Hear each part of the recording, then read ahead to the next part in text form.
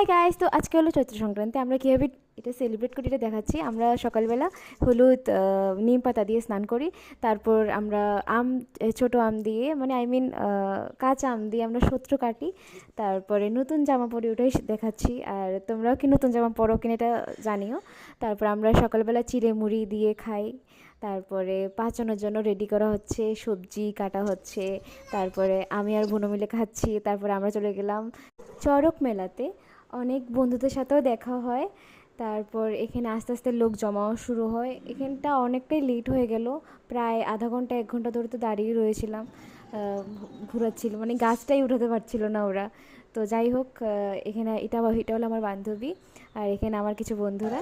তো অনেকক্ষণ ওয়েট করলাম, ছোট একটা গাছ ঘোরাচ্ছিল, ওটা ওটা দেখে খুব ভালো লাগছিল। আর এখানে আর এবার চলে যাবো আর একটা স্পটে মামার আর বোনের সাথে। তো তোমরাও জানিও তোমরা কীভাবে সেলিব্রেট করলে।